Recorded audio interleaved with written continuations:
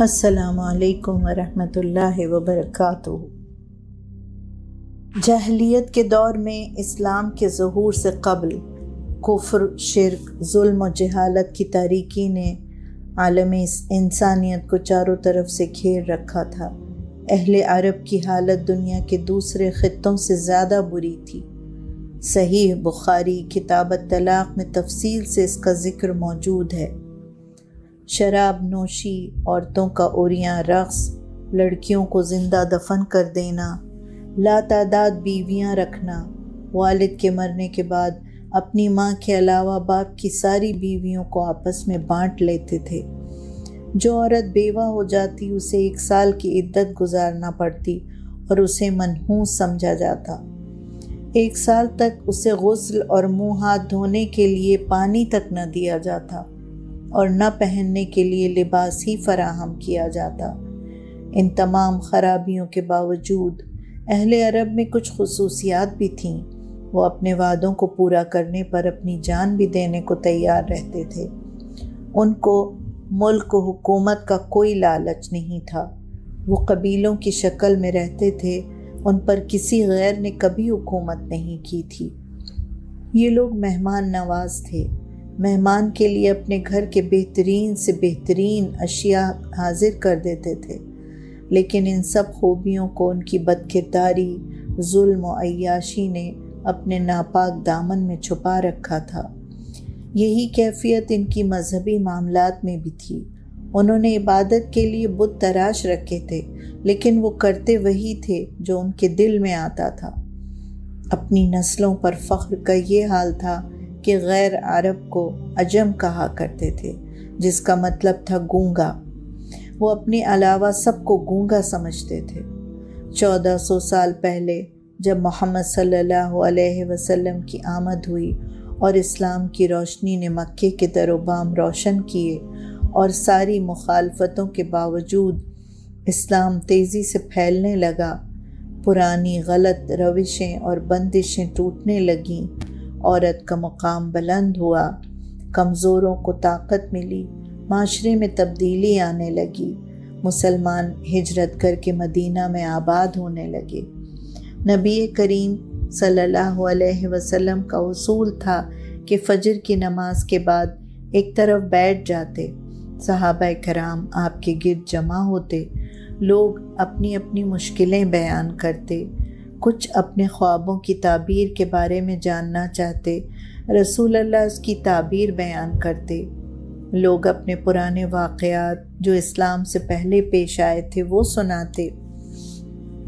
ایک مرتبہ آپ نے ایک صحابی سے زمانہ جاہلیت کے دور کے واقعات کے بارے میں پوچھا۔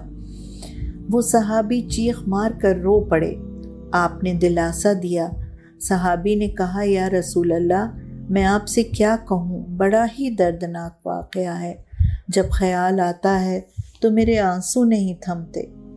آپ نے فرمایا، اللہ تمہیں معاف کرے گا، بتاؤ کیا ہوا تھا؟ یا رسول اللہ، میرے گھر میں 11 بچیاں پیدا ہوئیں۔ میرے خاندان والے بچیوں کا پیدا ہونا منحوس مانتے تھے۔ یہ بات تو آپ نے بتائی کہ لڑکیاں رحمت ہوتی ہیں۔ آپ نے کہا کہ جن کے گھروں میں لڑکیاں ہوں وہ ان کی اچھی تربیت کریں، دین سکھائیں اور اچھے دیندار گھرانوں میں بیاہ دیں، وہ جنت کا حقدار ہو جائے گا۔ یا رسول اللہ، اس دن سے میں نے لڑکیوں کی قدر جانی اور اب مجھے وہ ساری بچیاں یاد آتی ہیں اور میں اپنی بدنصیبی پر گھنٹوں روتا ہوں۔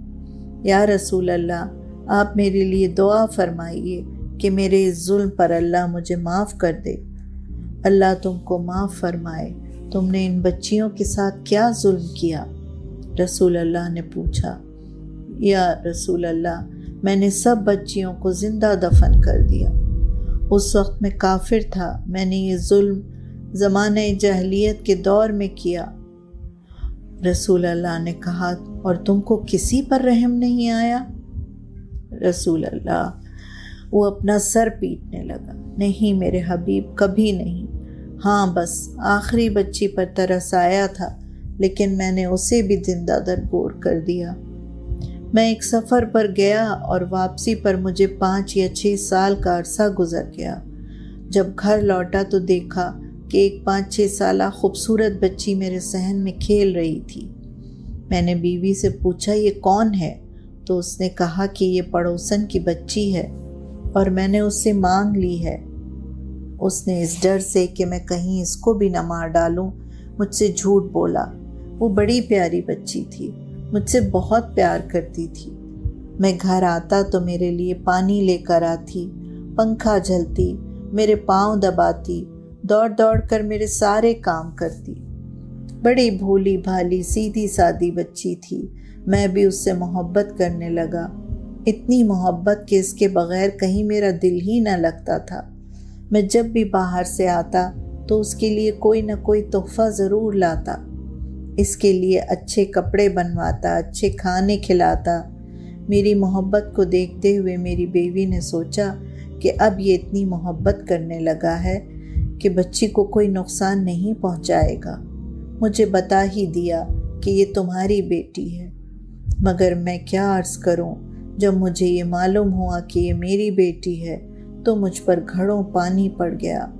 हम लोगों का ख्याल था कि लड़कियां न तो कमा सकती हैं और न लड़ाई में हमारे साथ लड़ सकती हैं, फिर इनका ब्याह करना पड़ता है और हमें खुसर बनना पड़ता है। हम लोग इसे अपनी कसर शान समझते थे। फिर ये हुआ कि एक दिन मैंने अपनी बच्ची को साथ लिया और जंगल की तरफ चल दिया। रास्ते में वो मुझसे बड़ी प्यारी बातें कर रही थी, मेरा हाथ पकड़कर उछलती कूदती चल रही थी। अब मैं शहर से दूर जंगल में पहुंच गया। एक जगह पहुंचकर मैंने गड्ढा खोदना शुरू कर दिया। मेरी बेटी मुझसे पूछ रही थी, बाबा ये गड्ढा क्यों खोद रहे हैं? मैं खामोश रहा और अपना काम करता रहा। मेरे कपड़ों पर गिरने वाली मिट्टी वो अपने नन्हे हाथों से झाड़ने लगी। मुझे उस पर रहम आ रहा था, मगर मैंने अपना दिल सख्त कर लिया। मैं गड्ढे से बाहर निकला और बच्ची को गड्ढे में फेंक दिया वो और इस पर मिट्टी डालनी शुरू कर दी। वो रोती रही, चिल्लाती रही। वो कह रही थी, बाबा मैं दबकर मर जाऊंगी, फिर आपको कैसे देखूंगी? लेकिन मैं उसे मिट्टी में दबाकर चला आया। अब मेरी कोई बच्ची नहीं है। कितने दिन मैं सो नहीं पाया। उसकी आवाज़ें हर वक्त मेरे कानों में गूंजती रहीं। या रसूल अल्लाह, अगर अल्लाह ने मुझ पर रहम न फरमाया तो मेरी आक़िबत बर्बाद समझिए, मेरे लिए दुआ कीजिए। इनकी दर्द भरी दास्तान सुनकर रसूल अल्लाह सल्लल्लाहु अलैहि वसल्लम और सहाबा किराम रो पड़े और आपने फरमाया, अल्लाह तुम्हें माफ़ करे, जाओ अल्लाह से इस्तग़फ़ार करो और औरतों और लड़कियों के हुकूक़ अदा करो। अगर वो दिन में 70 बार गलती करें तो भी उन्हें माफ़ कर देना।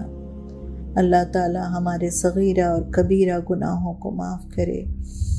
आमीन सुम्मा आमीन। इसी के साथ इजाज़त चाहूँगी। इंशाअल्लाह फिर मिलेंगे किसी नए मौजू के साथ। खुदा हाफिज़।